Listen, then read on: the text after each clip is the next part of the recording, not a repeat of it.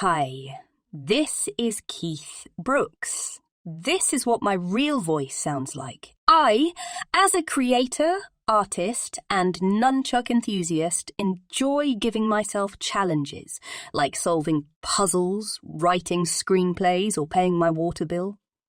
A recent challenge I challenged myself with that has proven to be quite challenging is a project in which I spend 100 days playing and researching 100 different musical instruments, making videos about them, and posting them to social media.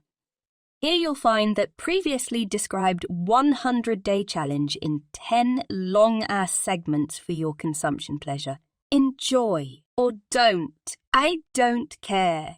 I'm Keith Brooks.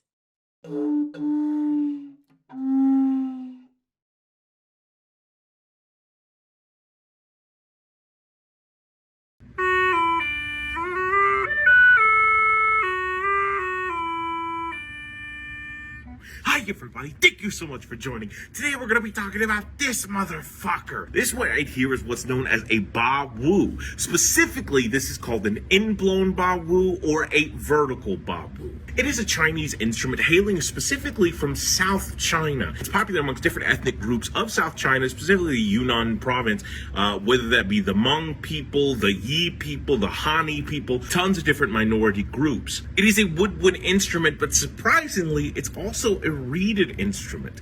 It's a single hidden reeded instrument that's hidden here in the mouthpiece itself. Notice that I specified this is an in-blown or a vertical ba wu. That's because the traditional ba wu is played transversely, having the mouthpiece right here. This particular version of the instrument is tuned into the key of G.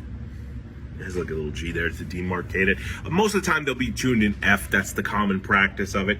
Now this instrument dates back all the way to maybe the 1930s. I know it has an ancient sound, and surprisingly and ironically, most of the time when people are trying to tell Chinese stories in multimedia, even from Mulan to Once Upon a Time in China, they use this instrument in the soundtrack, though this instrument wouldn't appear for sometimes hundreds of years later. The instrument became popular in the southern provinces of China in the 1960s, but arguably most people say it was created in the 1930s. Because it is a modern Chinese instrument, it is not classified in those 8 sounds categories that we talked about earlier. A lot of instruments that are very similar to it. The Thai culture has something called the piso, and the Hmong culture has something, I'm gonna fuck up the name, the Raj the Blame or something like that. Sorry to the Hmong culture out there. I don't know how to speak your language. Point is, it's a really cool instrument. It sounds really pretty, and it's very similar in principle to this. Now, this instrument, though technically looking like a flute, has more in common with the harmonica than it actually does something like the clarinet, though its sound is much more similar to something like the duduk that we talked about earlier. That's because some of the notes of the instrument that I can sound not only by exhaling, but also by inhaling. So, just take, for example, this is exhaling, this is inhaling. Hear the sort of like change of it, but it does have that little slight sharpness to it that's sort of akin to a harmonica sound, right? I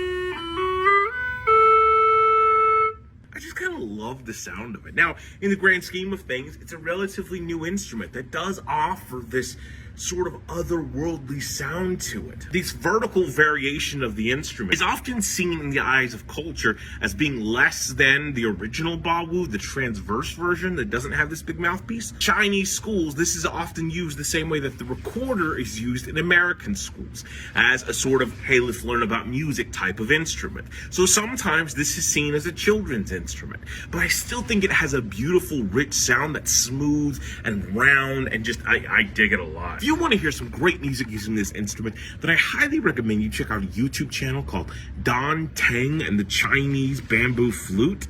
I think that's the name of it. If you look him up, Don Teng ba wu, you'll find it. Not only does he play this ba wu, he also plays the transverse ba wu. He also plays the ditsa. A lot of great stuff that he's doing for different Chinese flutes and instruments. It's absolutely incredible. So are you, like the fucking Hulk. Thank you so much for tuning in. Day 91 of 100 days of musical instruments. Bye, everybody.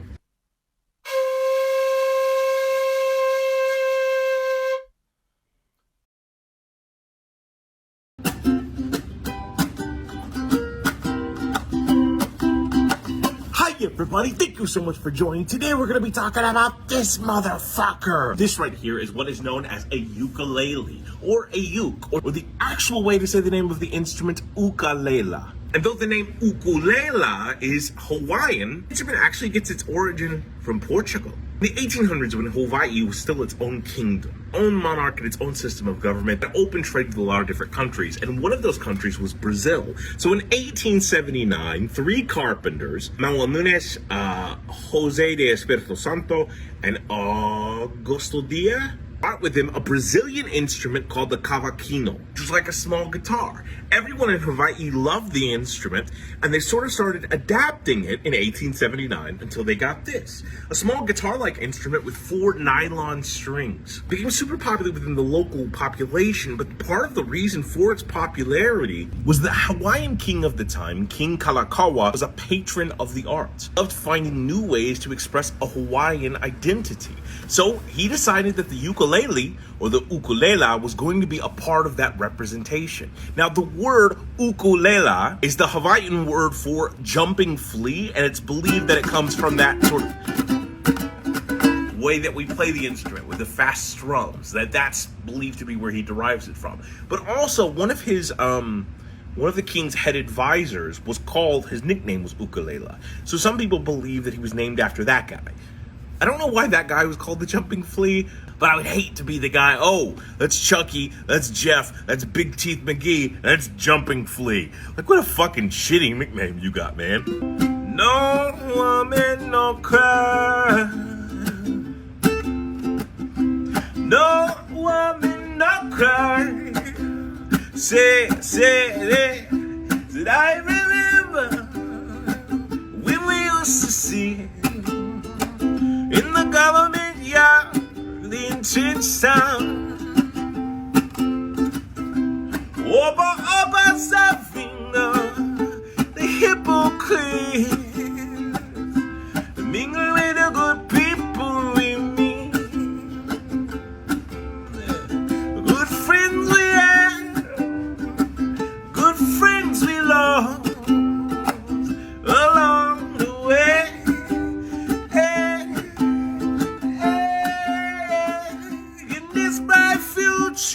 You can forget your past, so dry your tears, I say, unto the peeps who passed away. No woman, no cry. No woman, no cry. So while the instrument was super popular in the Kingdom of Hawaii, it actually spread pre-World War II to Hawaii's closest ally, Japan. And it almost became a second home to the Hawaiian musicians.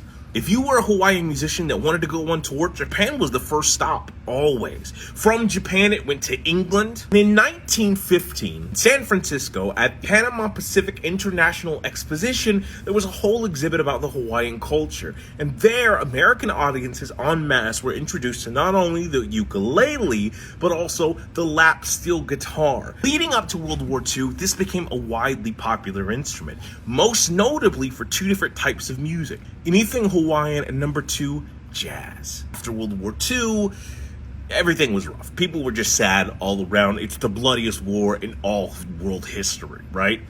But in the 1950s and 1960s, the ukulele picks up its popularity again, but now as a novelty instrument, now with funny songs. A key element and key proponent of this is Tiny Tim. Tiptoe Through the Tulips. That was a super popular song for this instrument. In the 1990s, there's a resurgence in interest for the instrument, and especially in the early 2000s with the creation of a website called YouTube. The second viral video to ever occur in history from YouTube was of someone playing a ukulele. And arguably one of the main proponents and gateway drugs for massive audiences to learn about a Portuguese instrument that developed its own Hawaiian connotations was a Hawaiian musician himself. And of course, I'm talking about my recommendation of the day. If you want to hear some great music using this instrument, I highly recommend Israel Kamakawiwo Ole.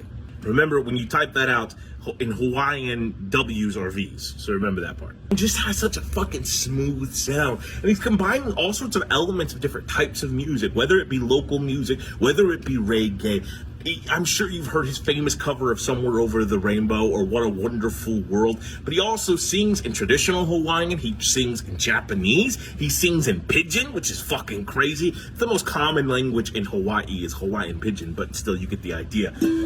It's super impressive, and the guy was just a phenom, taken from us far too soon. I love this instrument. There's tons of different variations of it. There is a soprano, concert, bass, tenor, all those different versions of a ukulele. There is a banjo-lele. There is something called a tipple, which existed technically before the ukulele, but since the ukulele's popularity has sort of modeled some aspects of it. There's something called a Tahitian ukulele, which is made of one piece of wood, so it doesn't have a hollow soundboard, and it's played with a fishing line. It's really fucking cool. Lots of different variations of this instrument. I just love the sound of it. It's so bright.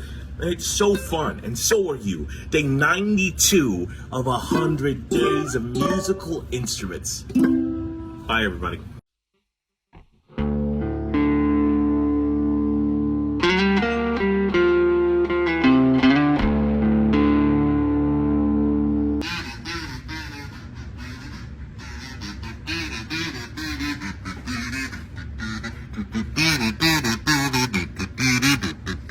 Hi, everybody. Thank you so much for joining. Today, we're going to be talking about this motherfucker. This right here is what's known as a kazoo. Kazoo is broken down not as an aerophone, because I'm not putting breath in the instrument, but instead it's something called a metrion, using your voice manipulated through a membrane. Other instruments within this category include something called the onion flute, the unit flute, or a comb and paper, which is an old school style of playing a similar sound.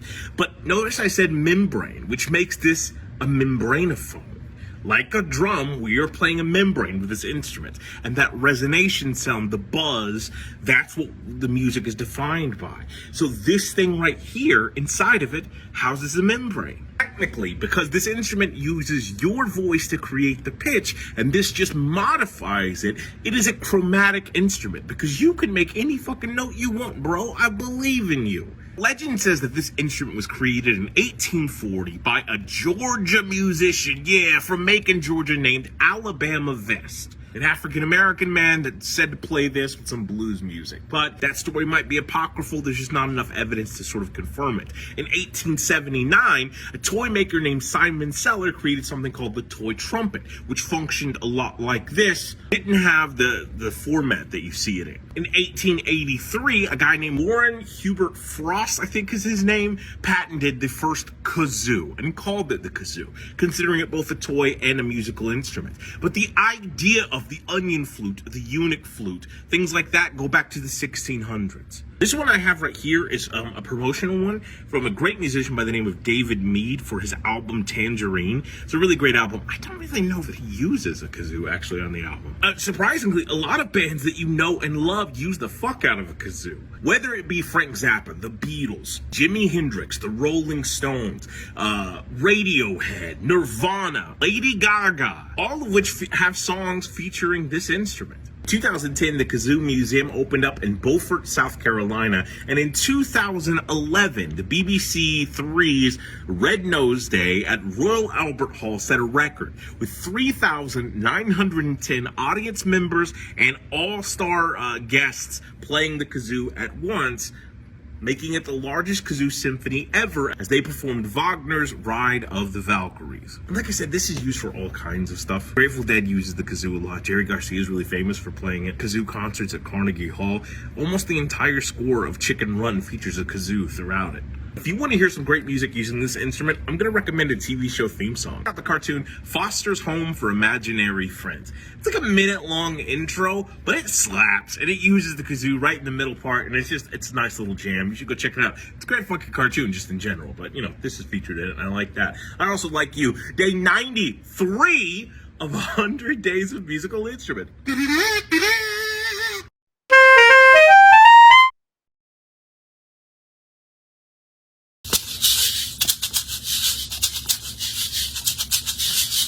Hi, Thank you, everybody. Thank you so much for joining. Today we're going to be talking about this motherfucker. This right here is what's known as a kayam or a kayamba. It's an African idiophone directly struck, but it's also a shaker. It's called a raft shaker as opposed to like a rattle shaker. Though it's most widely associated with the country of Kenya, musicologists and ethnomusicologists believe that it originated within the Wagogo people of Tanzania, where it's still used to this day. It's still used in Kenya as well, but they use it for a bunch of different like traditions, like the Muhembe, I think is what it's called, which is sort of like a woman's initiation rite.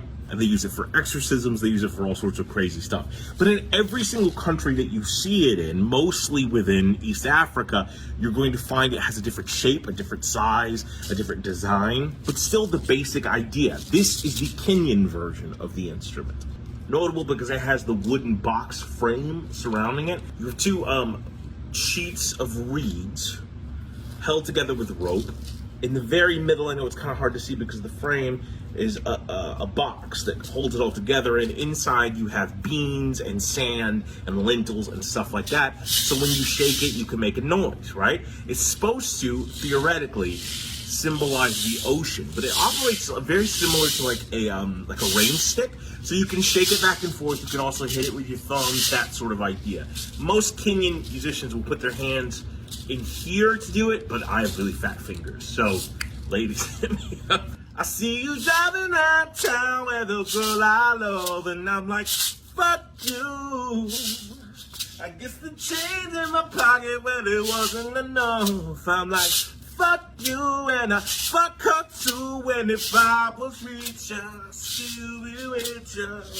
It's so versatile, it can really go with anything, and even in the countries like Kenya, it's used not only for religious music, but also for dance music, for popular songs, all sorts of stuff like that.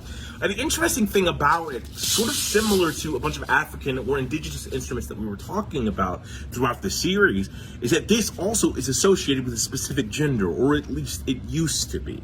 And it might surprise you which way this goes. Now, we don't know the origin of this instrument. We don't know the specific time frame in which it was invented, but we can say roughly it's been around since the 1920s. And up until the 1990s, only women played this. It doesn't just include Kenya. It's everywhere it's found. It was almost exclusively played by women. This was considered a woman's instrument.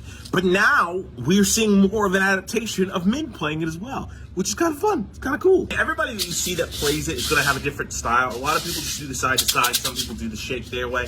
But I think it's also generating all the different sounds, the circular motion. There's a lot of people that do that sort of thing, and I can't figure out how they do it, but it's fucking great. It's super cool to watch. But if you want to hear some great music using this instrument, this shaker, this idiophone, then I highly recommend you go on YouTube and check out a YouTube channel called Lori Mayberry. It's only one video that they have, and it's this. It's a group of local Kenyan performers performing a dance called the kayamba, and some of them are playing the kayamba in the background. And it's just a lot of fun. It's a cool instrument. You get to see it in motion with some of the local African instruments. Like they have a flute. I want to say it's called the chuzi or something like that. But it's beautiful. It's a beautiful sound. It's a beautiful thing to experience. So yeah, so are you. Thank you so much for all that you do. I fucked it up. Day 94 of 100 Days of Musical Instruments. Bye, everybody.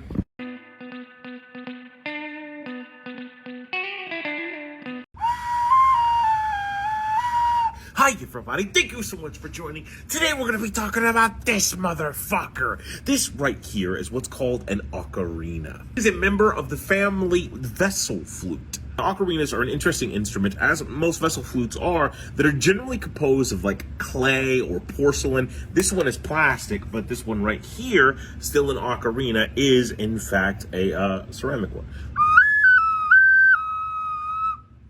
It's a little whale, guys, pretty cool. Within the family, the vessel flute, we have lots of different instruments. The Chinese version is called the shun, with XUN. There's a Korean one, I want to say it's called the nun. There's a Germanic one called the Gimshorn. All sorts of instruments like that, right? But the original one, the oldest one that we can find, dates back 12,000 years and was found in Kosovo, often called the Kosovo ocarina. It is the oldest version of a vessel flute that we have today. today. But the idea of the vessel flute was popular through parallel thinking all around the world. Chinese came up with one, the Koreans came up with one, the Japanese came up with one. In Mesoamerica, the Mayans and the Aztec famously came up with their own version, Cortez bringing it back to the Spanish court and sort of popularizing it in Europe. Most people believe that the ocarina is Mayan or Aztec, and though they did have a version of that instrument, the ocarina itself, when we're talking about this instrument, is not Mayan or Aztec. In fact, this instrument is only introduced in the 19th century. An Italian man named Giuseppe Donati, he invents what we consider the modern version of the ocarina, and it's from Italian that we actually get the name. In the Bolognese dialect of Italian, what Giuseppe spoke, the name was the Ucciarina, which means little goose, which is crazy because it's a silly little Ucciarina is what it is.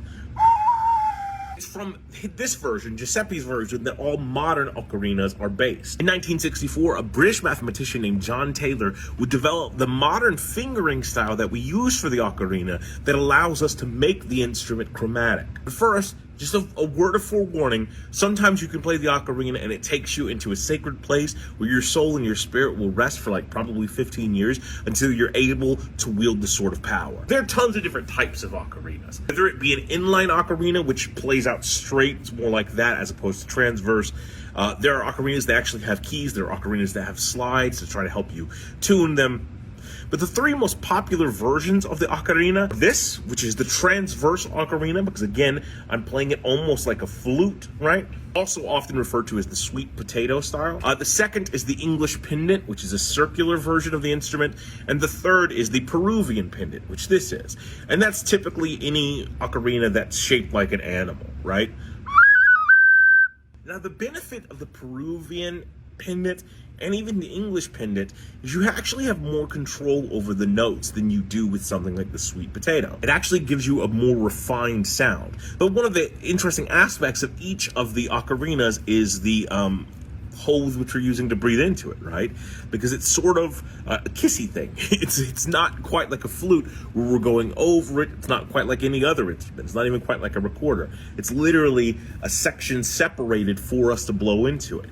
It's also interesting to note that each of these different styles of ocarinas will have a different amount of holes on them.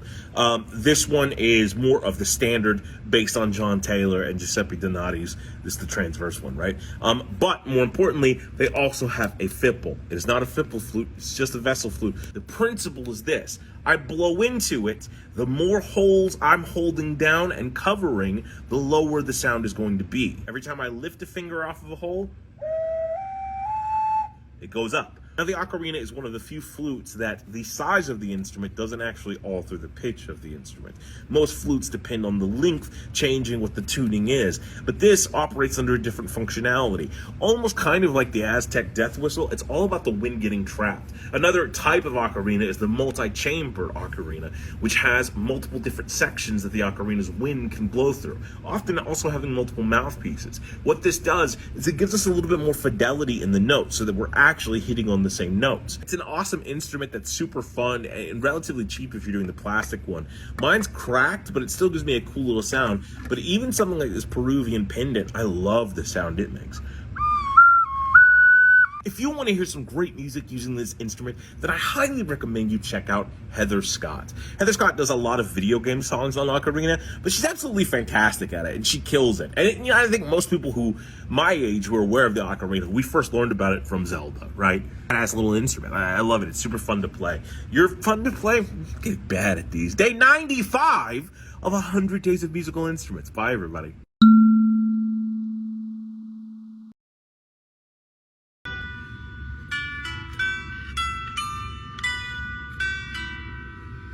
Hi everybody, thank you so much for joining. Today we're going to be talking about this motherfucker. This right here is what's known as a lyre harp. Not like a harp that tells me they love me after a one-night stand, but L-Y-R-E. A lot of people think it's pronounced lyre. It's pronounced lyre. A cool movie to see Jim Carrey doing Liar Liar, and he's just a musician. You know what I mean? That'd be super fun. I'm sort of cradling this instrument. Though there are tons of different ways to play instruments like this, this is tended to be seen to be the classic variation of it, where one hand is picking with a speculum, or a guitar pick, while the other hand is used at the bottom to sort of soften and still the sounds that the music is making. This instrument is kind of controversial because it belongs to a lot of different categories of musical instrument families depending on who you ask. It is a yoke lute.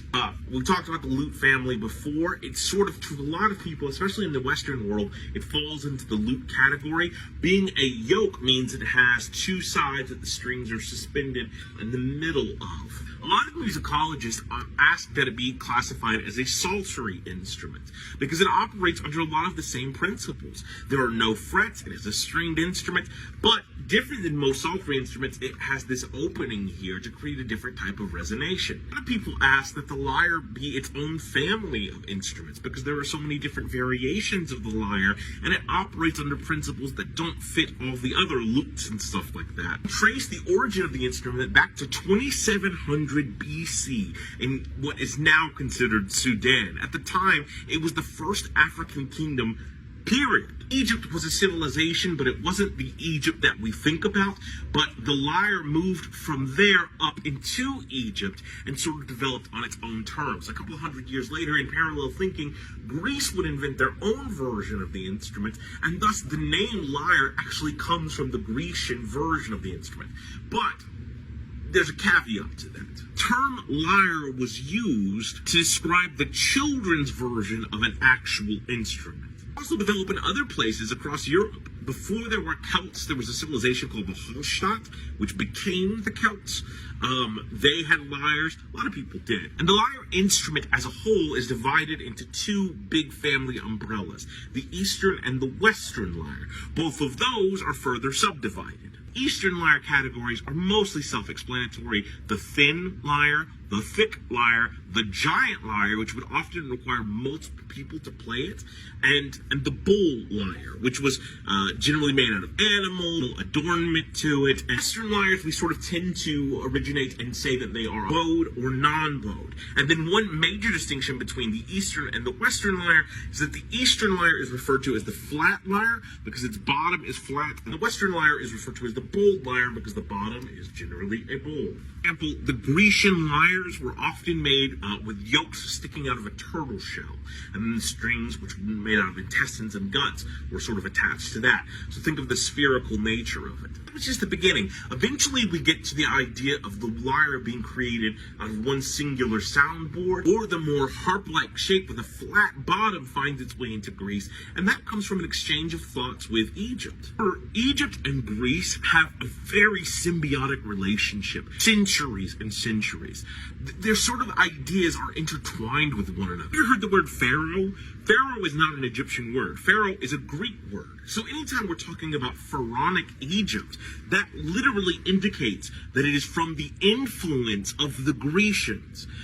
Pharaoh is a Greek word based on an Egyptian word that initially meant like a castle, like the big house that the king lived in.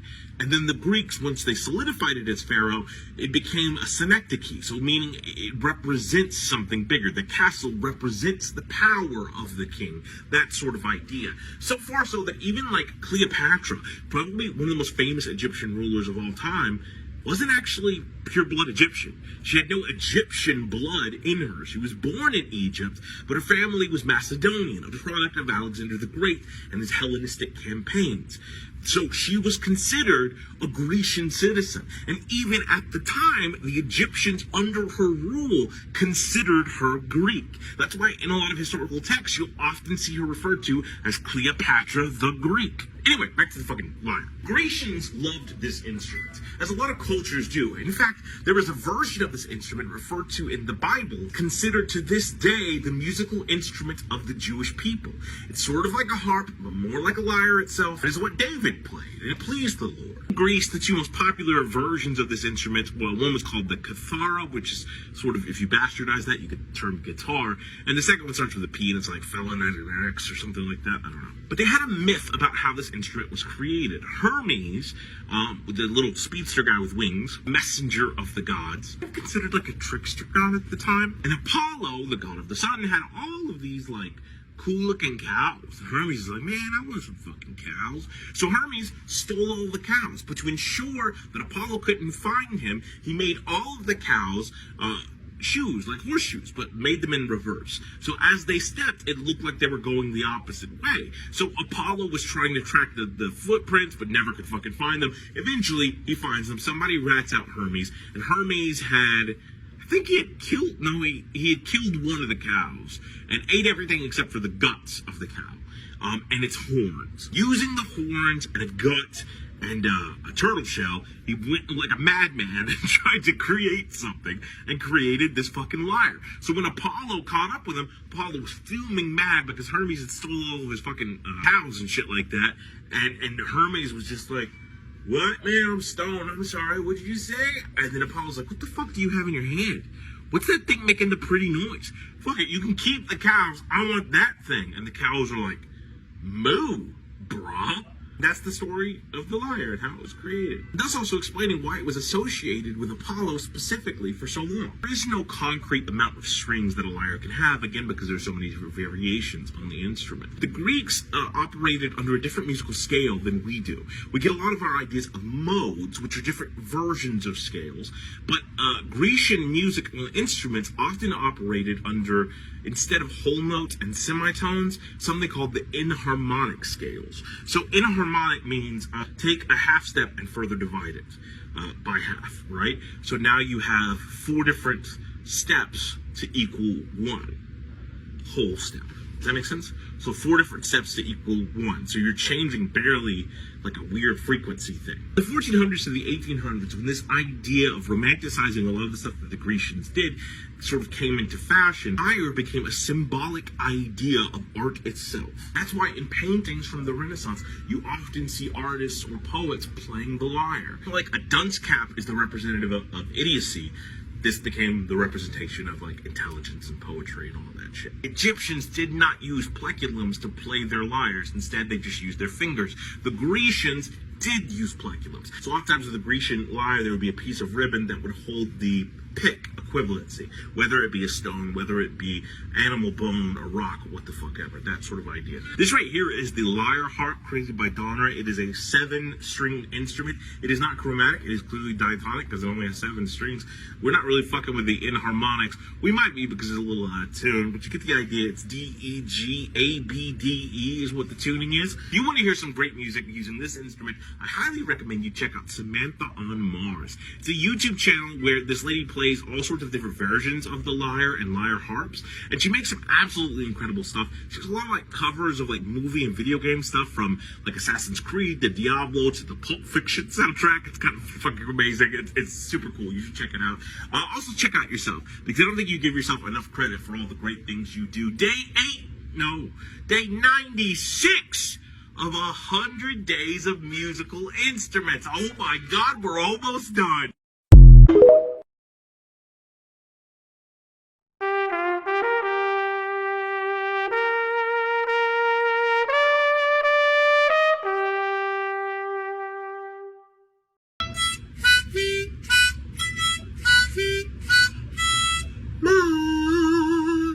Everybody, thank you so much for joining. Today we're going to be talking about this motherfucker. This right here is what's known as a pitch pipe. Specifically, this is a pitch pipe for tuning guitars. You can see it has 6 notes, each responding to a specific string of the guitar. We have E, A, D, G, B, E, right? The idea of a pitch pipe is something where you sound a singular note and try to tune either an instrument or your voice to that sound, trying to match the sound that this produces. So technically it is a musical instrument. It's not a musical instrument that people often play for the sake of creating music. And there might be a couple of things about this instrument that surprise you. First of all, the original pitch pipe was established in 1700s. It didn't look like this. In fact, it looked more like a recorder, had in it a slide like the slide whistle we talked about. On the side of the recorder pitch pipe, there would be specific notches where if you slid it out to this, okay, that's the F sharp, sound it there, cool, I could tune to that. And you would keep going like that, right? Then later on, you developed a single note pitch pipe. You'd have a pitch pipe for every single note of the chromatic scale or diatonic scale or whatever you needed to sing. And then nowadays for singers, they have a circular pitch pipe where you can just rotate. They also have electronic pitch pipes, which just emit a sound by pressing a button. They're roughly the size of keychains, and then also instrument specific, like this for the guitar. Another aspect of this that might surprise you is that it is technically a musical instrument, so it is technically classified as one and falls into very specific families. It is an aerophone, but more importantly, this is a harmonica. A type of harmonica. We've covered in this the diatonic harmonica, the chromatic harmonica, and now the pitch pipe. Diatonic as well, at least this one is. It operates under the same exact principles, at least in its modern incarnation. The slide one doesn't, but this guy does. The double-reeded instrument with reeds inside of this that make the sound once the air hits them. But notice it doesn't allow me to do the back sound, just the forward. This is a double-reeded instrument. It suffers from a lot of the same things that other harmonicas do. Too much moisture can make the instrument get out of pitch, which really sucks for a pitch pipe, especially when this is supposed to be your due north. A lot of times, especially with the circular pitch pipes that are used for singers, you will see people carry them around in little pouches to prevent moisture from getting in there, or any lint or anything like that, which is kind of cool. It's like a pocket protector for your pitch pipe. That's pretty awesome. There's a multitude of ways to utilize this instrument. For example, oftentimes when someone sounds the pitch pipe, either could be trying to hit that note to copy that. More often than that, classical singers will hit the tonic bass of the key that they're going to be singing in, just so they acute their ears towards that. So, for example, this note, D, so I know I'm singing in the key of D. But also a surprising use of this instrument is something that ethnomusicologists do. Every ethnomusicologist, especially those that capture the sounds of different music from across the world, will carry a pitch pipe with them. And as they begin to record, they'll fire off a sound of the pitch pipe. It can often be used to either tell you in a relationship what key this is in. If I'm playing an E here, okay, I can probably calculate mathematically what note they start on, that sort of idea. But more importantly, in the time of vinyl, it dictated the playback speed. So if you listen to ethnomusicologist recordings, start with a sounding off of the pitch pipe. It's definitely considered more of a tool than a musical instrument, but it still falls into that category of musical instrument. In fact, there's a lot of people that make music using this. There's a classic barbershop quartet song called A Pitch Pipe, a song and a smile, that sometimes the musicians will incorporate one of these into it the entire time, and then sometimes they won't at all. So, it's just a hit or miss. But I do have somebody I want to recommend. If you want to hear some great music using this instrument, then I highly recommend you check out a YouTube channel called Studio Hacks. They just released a short. I say just, I don't know when they released the short, but the short's fucking awesome. Where they they play London Bridge is Falling Down, but they play it with the pitch pipe, the stylophone, and the automaton. 3 instruments that we've covered that are weird sounding instruments, but they tie it all together, and it's absolutely fantastic. You should go check it out. Check yourself out, because you're looking fine as fuck today, day 97 of 100 Days of Musical Instruments. Bye, everybody.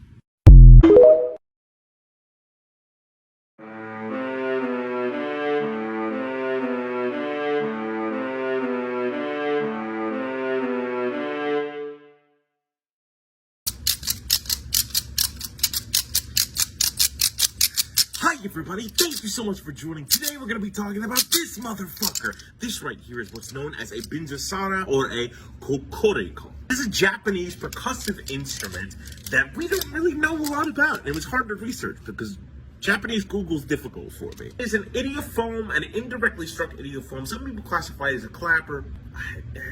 It's sort of like on the cusp, because basically what's happening is we are creating a percussive slapping noise. This technically qualifies as a ratchet instrument. Not like a ratchet instrument, but like a ratchet instrument, you know what I'm saying? There's a couple of different ways you can play it. One is by extending it like this and just slapping back and forth.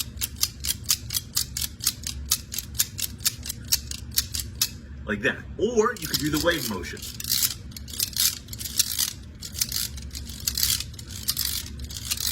Or you can also do a motion, right? The few things that we do know is that the instrument is at least 400 years old. It was developed theoretically within Japan was theoretically used as a cleaning tool, but I don't understand that by any means, and was used for traditional agricultural dances and ceremonies and celebrations. To this day, used in some of these agricultural dances that promote the traditional culture of Japan itself, especially when we're talking about extending islands like Okinawa and stuff like that. Also used within folk music, and it's just a weird fucking instrument. It's weird looking, but it's kind of cool. They make them at varying lengths. Mine's a really good length if you want to check it out. But some are absolutely massive, some are tiny, and that's fine. You can use those too. It's all about what kind of sounds you can make with them, you know what I mean?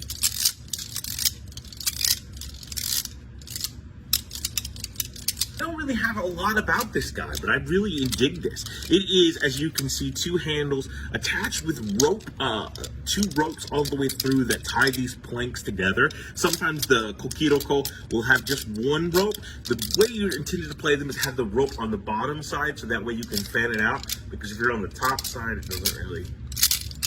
I mean, I guess you could do that, but this is the intended idea. Today's a short episode because I don't have a lot of information on it, but they're super fucking cool. And maybe you didn't even know this instrument existed. And that's a cool thing, to learn something new. To have no idea that something was out there in the world, and then all of a sudden your eyes are open to it. Oh my God.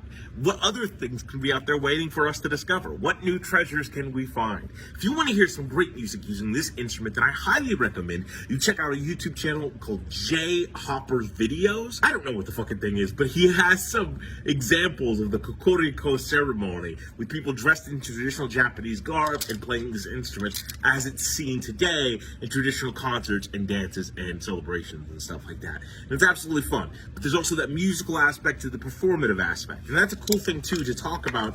You know, when we're talking about music, are we talking about the composition aspect, the cathartic aspect, the emotional aspect, the performative aspect, the enjoyment aspect of just listening? Music entails a lot of things. Sometimes the way that we perform the music in of itself is an art form, and so, you know, it's interesting, and I hope you've seen that through some of these. Day 98 of 100 days of musical instruments. Hi everybody. Today we're going to talk about this motherfucker. This right here is what's known as an electric keyboard. Or you might know it as a synthesizer, an electric piano. There's a lot of different names, and we'll talk all about all of those. But first, let's start off with the idea of a keyboard. Keyboard is actually a family of instruments. So if you just call this a keyboard, you're lumping it in with the same thing as like a pipe organ, right? Because technically a pipe organ operates on a keyboard. The very first keyboard in all of musical history is something called the hydraulis. It was a water-powered instrument created in the 3rd century BCE. And from that point on, we get all sorts of things like the clarion, we get the clavichord, the harpsichord, and eventually things like the organ and the piano. Now, that idea of the keyboard will combine with the idea of electric music and electronic instruments. In 1740, the first electronic instrument is created. It's a stringed instrument called the Denise d'Or, right? So the Dennis of Gold, right? It's a stringed instrument that we don't really know a lot about. And then in 1760, a couple of years later, we get the clavicule électronique, which is a clavichord where the strings are electrified, meaning that they have a specific buzz that reverberates a different way. The entire instrument is not, powered by electricity, but it does have that element of electricity that's applied to it that's kind of unique. Keep evolving. And when we get things like the organ, the pipe organ, then the portable organ, then different types of keyboards that would be generated from electric power and stuff like that. In the 1930s and the 1940s, Harold Rhodes, you might know his last name, Rhodes, R-H-O-D-E-S, gets really popular as he takes apart some B-17 jets that were decommissioned by the military and starts making a keyboard out of them to help victims and soldiers from World War II find a way to have a new therapy. So there's all these different electronic keyboards that are created specifically for soldiers, and specifically for soldiers that are hospitalized, that had such severe injuries they couldn't get out of their hospital beds. So if you look at pictures of keyboards from the time, you'll find these massive things that come to spin down and play at a tilt and an angle. But they're still massive instruments, right? It's around this time that Theremin creates the first drum machine, and we see all these different advances in electricity being used for music, and sort of the idea and the birth, really, gestation of the computer. In the 1950s, though, was the creation of the transistor. It allows for us to make these instruments a little bit more compact. So as the 60s and 70s, advanced technology, all sorts of different people create their own keyboard-like process, but sampling hasn't really been perfected yet. So it's interesting to say that each instrument that occurs or is brought to life between the time period of 1960 to probably 2000 represents an instrument completely unto itself. Whatever the model is, tends to be something that it can do that other instruments can't, right? So whether that be a record back feature or the ability to manipulate the tone. In the 60s and 70s, the idea of the synthesizer became very, very important. The idea of the synthesizer at the time wasn't what we see here in front of us, but instead, the idea of the synthesizer was a keyboard or keypad that would plug into different boxes, and each of those boxes would represent a different sound. Up until the 2000s, you would have a synthesizer keyboard like this coming from someone like Casio or something like that, which that's who makes this keyboard specifically that we're playing. The pursuit of defining and making the perfect electric keyboard or synthesizer or whatever you want to call it is multifolded, because sometimes the pursuit was to try to capture the fidelity that a real instrument makes. Now, the vast majority of low-end, low-cost keyboards do not have weighted keys. As I'm playing them, the force that I play them with does not alter what the sound is. The keys would just hit and strike. They were just a command function. And early days, up until roughly the 1970s, the majority of keyboards and keyboard technology in the electronic sphere was monophonic, meaning I could only hit one note at a time. In the late 60s, this starts to change as we're introduced to the polyphonic sound coming from electric keyboards, but it is a monophonic stack, meaning I record this, and then on playback, I'll get that.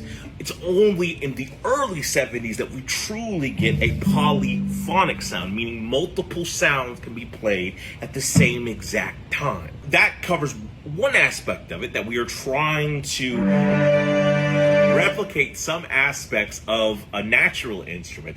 But another portion of that was to try to do things that natural instruments couldn't do, giving us more control, the ability to manipulate that sound, and to do something different with it.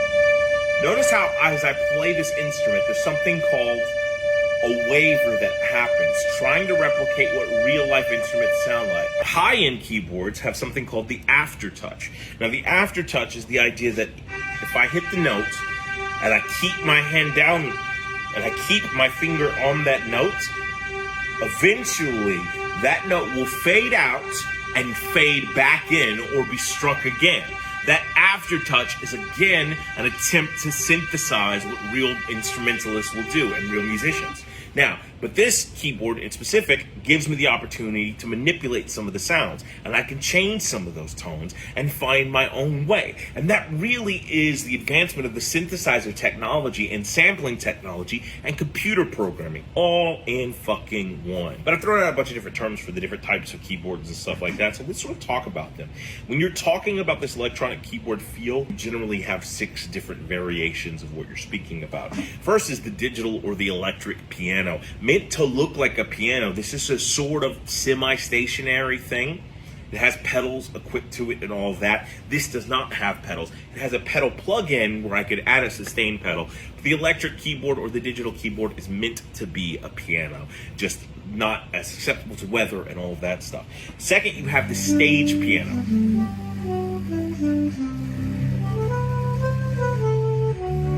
So the stage piano is a big motherfucker. It generally has a rack that holds it, comes with a stand or something like that, but it's meant to have a couple of different sounds that have a high fidelity, but nothing like a Casio has of like hundreds of sounds that have a lower fidelity sort of cost to them. So anytime you're seeing a band go on tour that isn't a piano-specific instrumentalist, like Muse, they use a stage piano, right? So you have the synthesizer. Now, again, synthesizer is just a generic term that covers a lot of different things, but when I say the phrase synthesizer keyboard, I'm not talking about anything built before like 1972, but instead something that looks like this. When you think of a Casio, when you think of what I'm playing, synthesizer keyboard is the best description for it because it synthesizes tons of different sounds,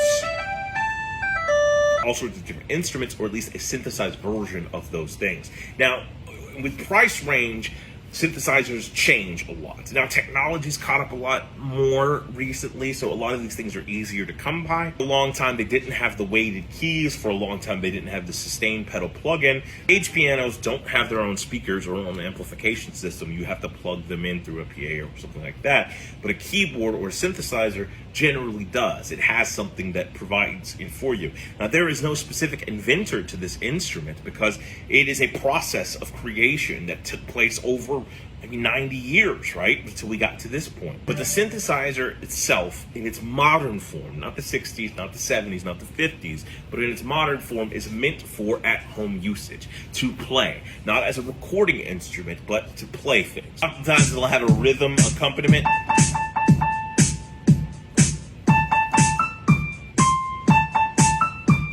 One is something called the workstation. A workstation is often a more compact version of a synthesizer, but specifically with higher tone, higher fidelity, and more manipulation powers, used as a DAW, something that we are recording music specifically from. Fifth is the MIDI controller. A MIDI controller is a keyboard that produces no sound of itself, but it has to be plugged into another program to fetch the sounds that you're using. But this is just our gateway to the sounds. And the sixth one is a keytar, which is fucking dope. It's a piano guitar. What more do you want? If you want to hear some great music using this instrument, I highly recommend you check out Emerson, Lake and Palmer.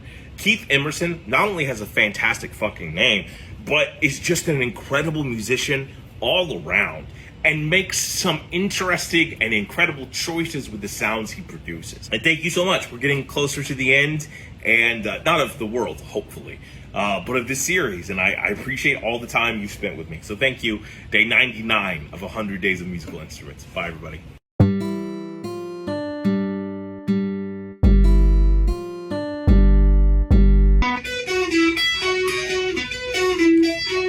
Hi, everybody. Thank you so much for joining. Today, we're going to be talking about this motherfucker. This right here is what's known as an electric guitar. Invented in 1931, the electric guitar is a version of the first instrument we talked about, the acoustic guitar. However, it is a guitar that requires amplification and an electric signal to be heard. Product of the 30s, it was invented shortly before the electric bass was. Necessity for the electric guitar started and began in the early 1900s. As orchestras were getting bigger and bigger, guitar players found it more difficult to be heard amidst the maddening sounds. So they needed a form of amplification for people to be able to hear them. It started with an acoustic guitar or Spanish guitars or violins or banjos having telephone transistors placed into the body of the instrument, sort of try to play it over loudspeakers. In 1931, Charles Beauchamp would create something, a lap steel electric guitar called the frying pan. The instrument would have pickups created by a guy named Adolf Rickenbacker. Pickups are these guys right here. What a pickup does is that it detects and captures the vibration of the sound, making them into an electric signal that is then blasted out of your amplifier or your effects pedal or whatever you're using. 1932, with another partner, they created the first company that produced the first electric guitar. First solid body electric guitar was created in 1934. Now, by solid body, I mean the guitar itself is made out of one piece of wood.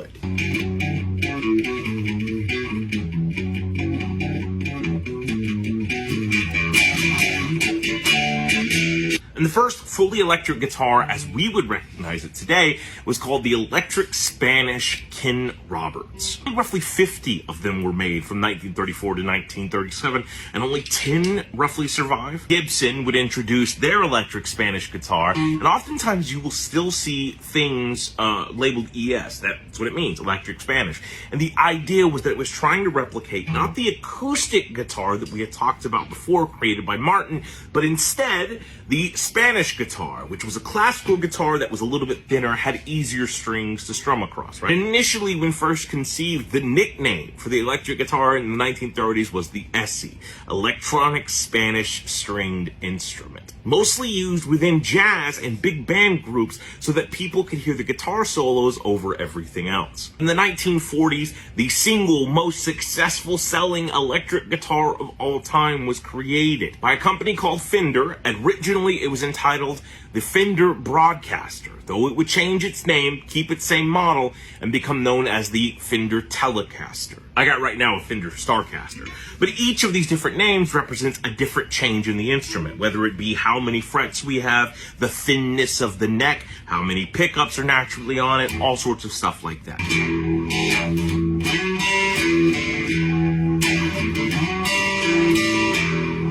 And arguably, in the 20th and 21st century, when it comes to popular music, the electric guitar went on to become the singular most important instrument, defining itself within every single genre I can fucking think of. The idea of using electricity to manipulate the sound of strings wasn't a new one. In the 1700s, we'd already talked about the Denise Door when we talked about the electric keyboard, right?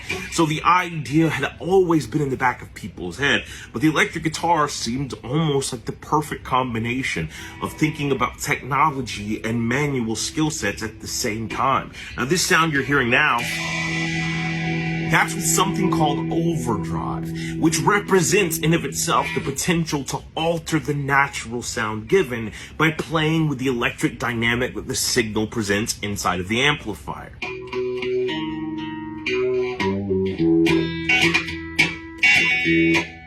Now let's talk about some of the different designs and types of electric guitars you could find. The body itself can have all sorts of different shapes. You can have multiple different types of strings. You can even have multiple necks of an electric guitar. Whether it be the common 6-string, 7-string, 8-string, 12-string, 24-string, 36-string, all sorts of shit like that exists. A flying V electric guitar. Still break down the electric guitar into 4 different varieties. And the first one is the solid body, which is all the way one piece of wood that it's cut from. Actually, sometimes it's multiple pieces of wood, but the idea is that it's compressed with no holes or gaps inside of the wood itself. Now, the reason for this is that it helps us defeat something called wolf noises, which are the opposite of vampire noises. That's not true. The wolf noises is a problem a lot of string instruments have, mostly old school classic guitars and cellos. The idea is that every now and then you can hit a frequency or a vibration that comes into contact or some sort of like disturbance with the natural vibrations present in the wood and the natural resonance level,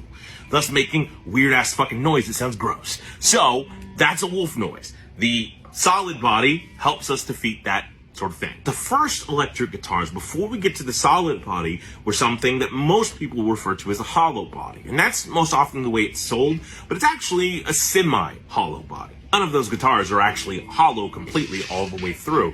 But what does happen is that there are, my rabbit's playing with her like house thing, has gaps in the wood, normally made from multiple pieces of wood.